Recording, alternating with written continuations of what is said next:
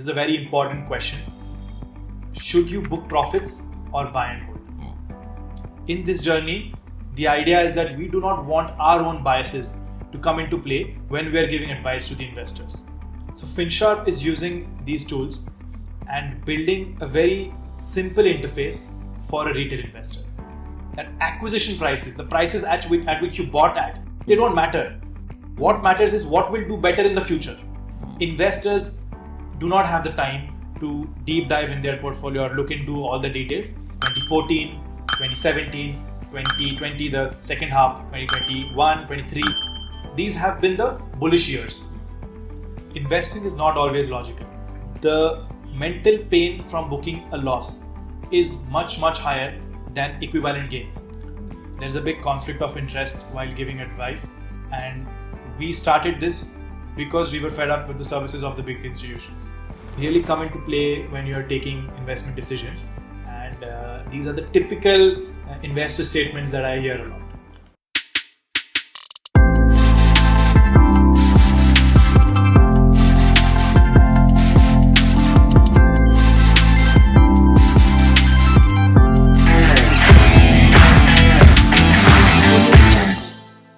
Hi everyone, we today have Rohan, who is a co-founder and a CEO at FinSharpe. They are a SEBI registered investment advisor. So welcome Rohan. So we will try to get Rohan from this entire perspective of how and why he started FinSharpe, getting to know about his journey through using technology to benefit the larger audience, as well as using the biggest buzzword today we have, which is AI, and then definitely coming back to the personal finance, the things that matter to all of us the most.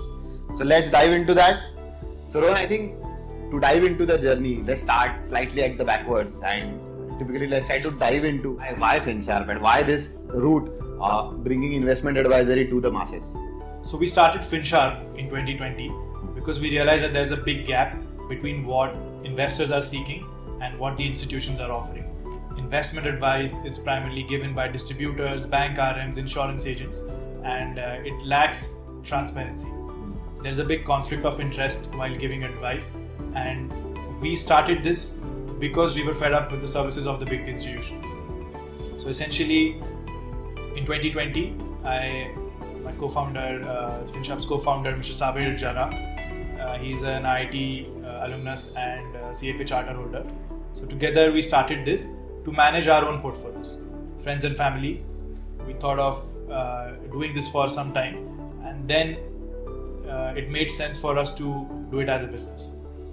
Fantastic. I think it's fabulous to know the reason behind it. But what I saw peculiarly different at FinSharpe is that FinSharpe uses technology at the core of it, at the core of the servicing, which is a fantastic service, because in the new age servicing, you have to use technology for the betterment of the consumers, for the betterment of the advice. And would you like to describe the quant-based analysis that you do and the approach that FinSharpe is differentiating themselves in this market, basically? Absolutely. Investing is not always logical. The mind has its own biases. Yeah. And typically when it comes to financial decisions, investment decisions are driven by fear and greed. Now, if you look at the analysis, there is two types of verticals of analysis. One is qualitative and the other one is quantitative. Both have their pros and cons. Our core philosophy is to reduce psychological biases from investment decision making, and this can only be done through a system-driven process, a data-driven approach.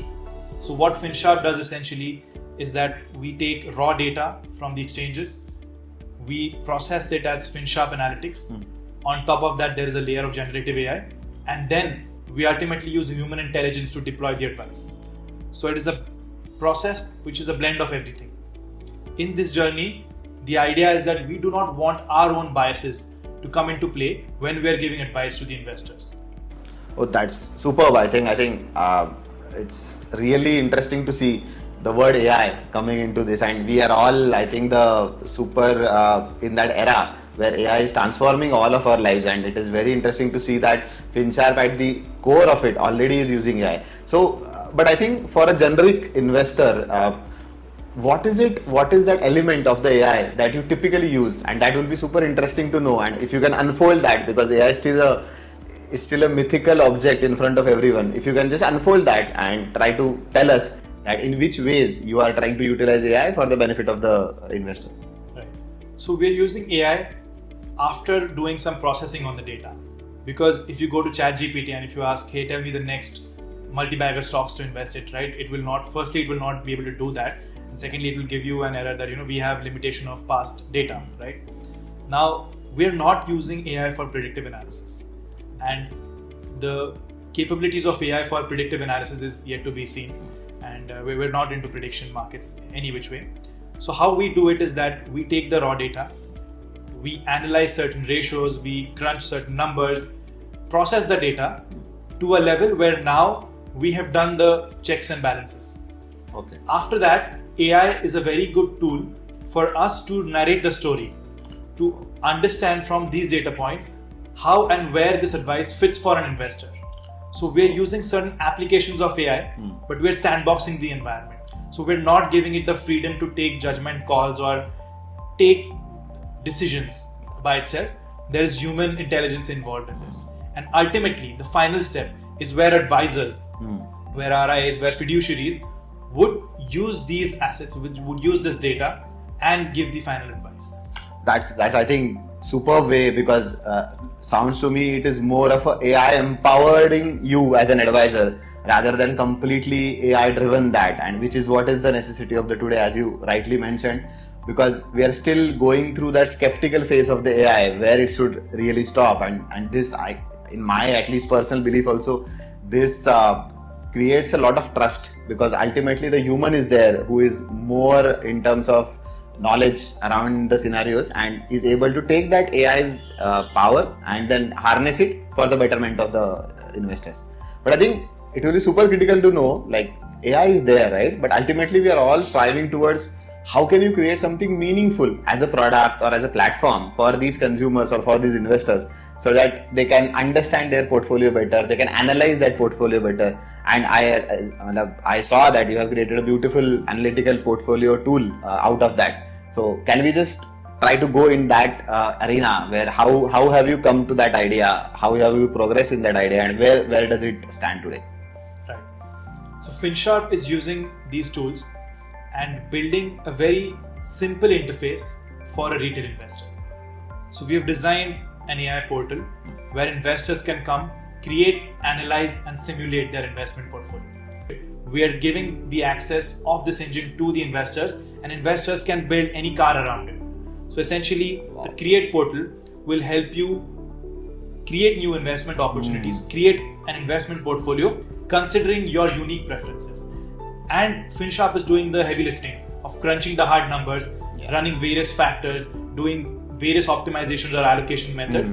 And on top of that, we're using AI to tell you the story of the portfolio, that why you've created this portfolio, what's going right, what's going against you, to make you aware of the risks.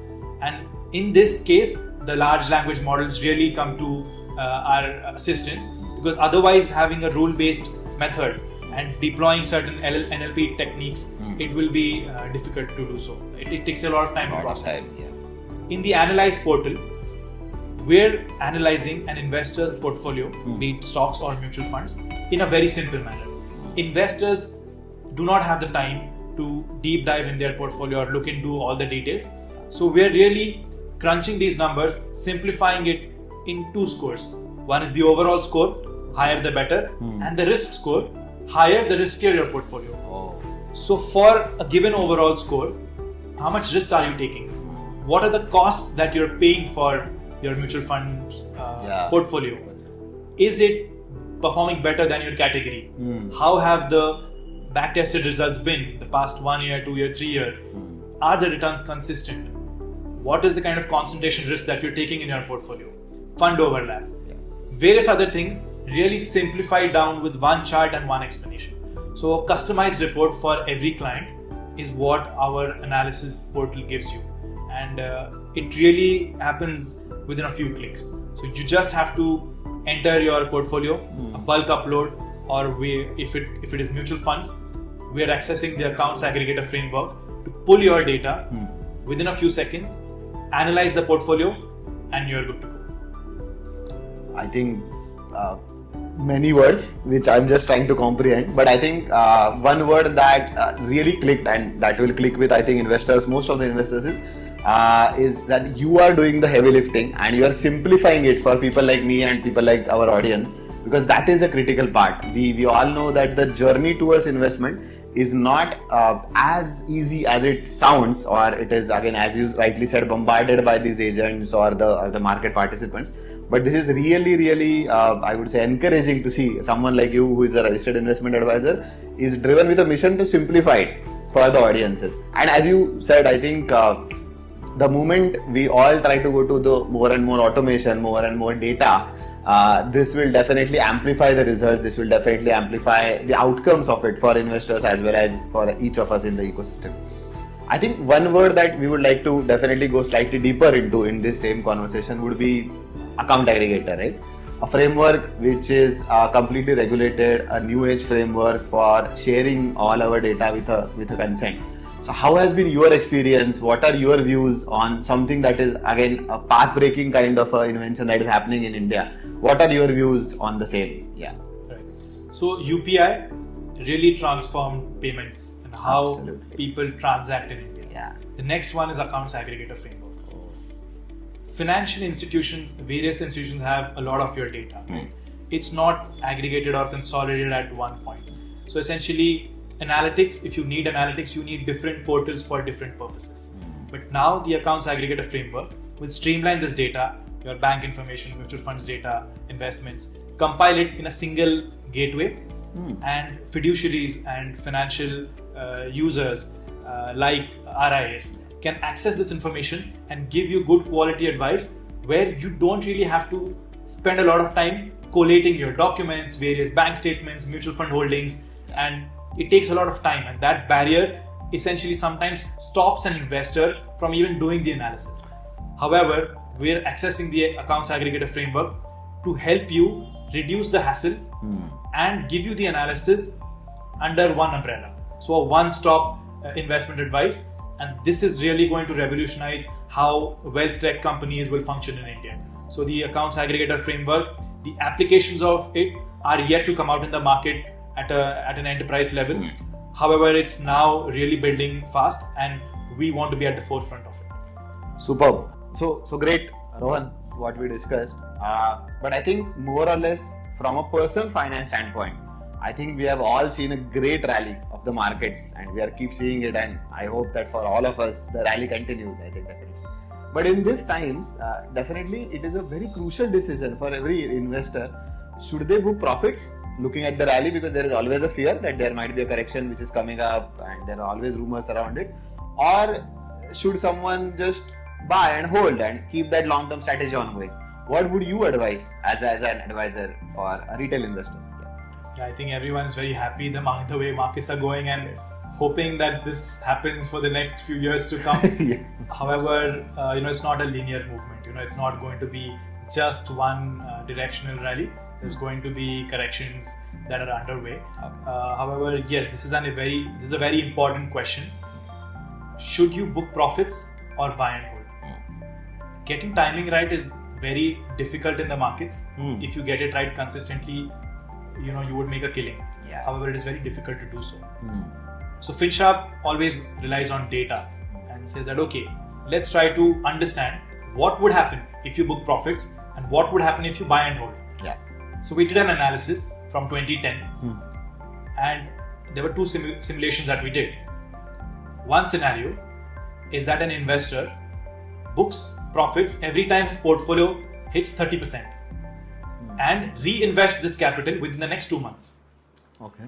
If you did this process since 2020 to 2024 on the index, you would make your 1 lakh would grow to 3.88 lakhs. Okay. In the other situation, the investor did nothing, just bought and held it till 2024. In that situation, 1 lakh grew to 4.11 lakhs.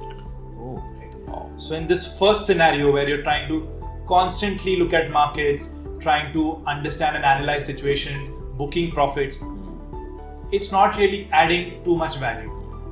Now, why does this happen? See, to think of it, when will a market hit a 30% sort of limit is in a very bullish market. And there are very selective years this has happened. 2014, 2017, 2020, the second half, 2021, 23. These have been the bullish years.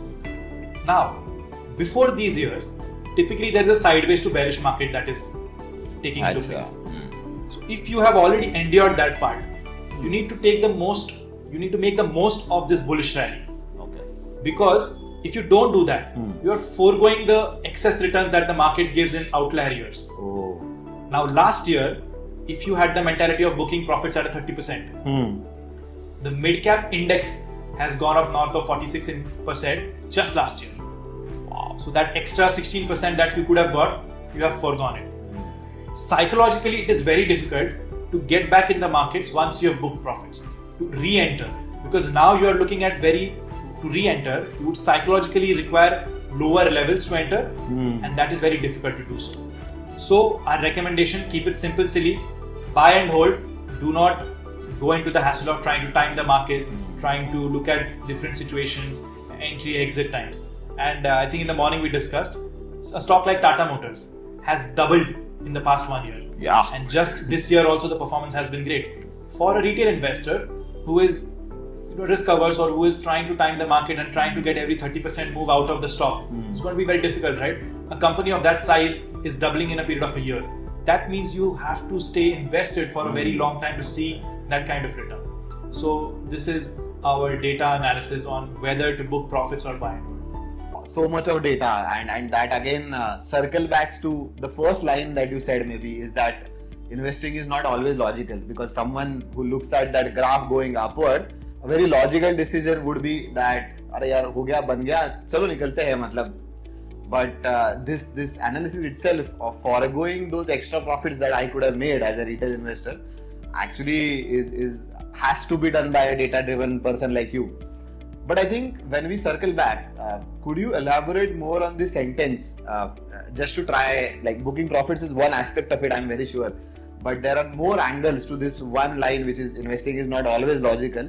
But what are the different examples that again and again tell us as a retail investors that yes, you need to go to someone like you who is a registered investment advisor, who is expert into this, rather than trying to time the market themselves or ourselves, because yes, we are not the experts into that. So how does it pan out? How does this, I would say, not logical so much of driven investment decisions panning out in your experience? Right.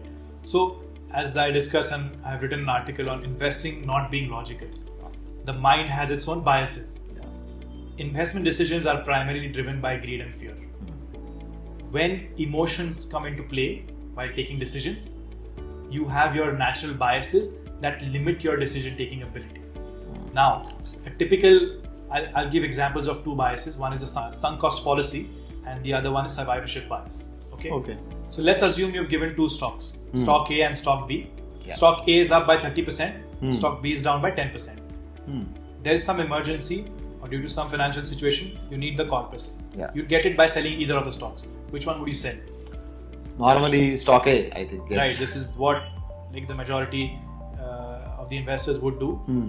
However, think of it, right? There is a reason the stock A must have gone up by 30% in the given duration, and it is very likely to continue to do so.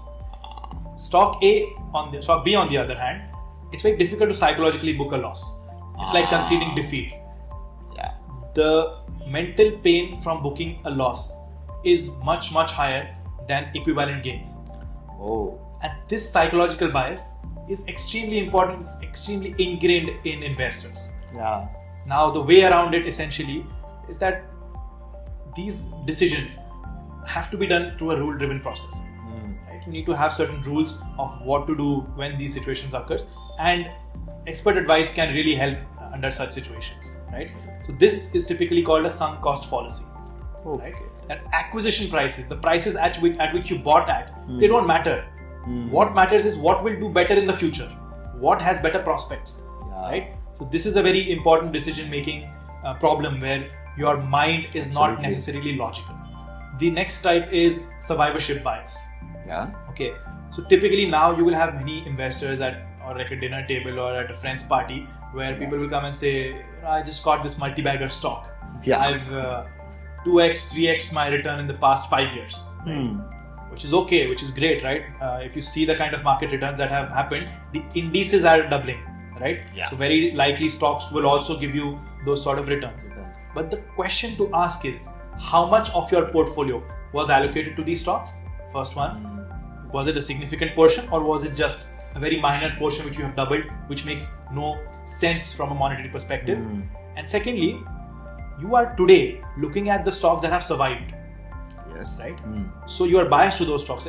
Of course, there's going to be winners if you remain invested. What about the bets that you lost money on? That did not work. That did not work, which you have not really, which is something you don't really discuss or brag about, right? Yeah. But in the past, right, there have been around 900 plus stocks which were a part of the unique stocks which were part of the index, the Nifty 500, and out of 400 have come out of the index. Okay, this happens when you have the stock getting downgrades, the market capitalization really reducing. Now, if this is the situation, you really need to have great stock picking skills and discipline to stay invested to make multi-bagger stocks on a big capital. So these kind of biases, right, they really come into play when you're taking investment decisions, and these are the typical investor statements that I hear a lot. I think fabulous. I think for me, especially as an investor, I think the most right decision that I will make sure that I go to an expert like you, because definitely I can even remember some of those biases that I doing in my investor journey. Like there are definitely, as you rightly said, there is a bias that I have towards something, maybe a sector which I like. That's why I believe that they will rise, which may not rise definitely. And even as you first said, there is always that sub-ego factor in myself also, who is not ready to accept the defeat rather than only brag about my wins. But unfortunately, those wins are actually dragging my defeats are dragging the wins down. And it's really, really, I think, insightful, eye-opening for everyone, including me, definitely. So great. I think thanks for this. We'll definitely will help our audiences. But I think as a closing remark, would like you to also, we discuss about stocks and everything, but I do understand that as a SEBI regulated entity, definitely you would like to give disclaimers for this kind of a thing. So what that you always suggest to the consumers? Absolutely. Essentially, whatever was said in the podcast is not investment advice. We are here to educate, to help investors learn from our faults, the mistakes that we have made, the readings that we come across while interacting with a number of clients, and essentially that is the idea. So if you choose to take financial advice, there are various number of registered investment advisors, and you can find the link on the sebi.government.in on the advisors portal. Great. I think definitely. So there will be a link below to avail any services that you need from the experts like Rohan. So FinSharpe is there to serve you. They have a fantastic office in Aund. We have been fortunate to use that office for this podcast. So thanks for that also. And we'll continue getting the next RIA on the same podcast. Thank you.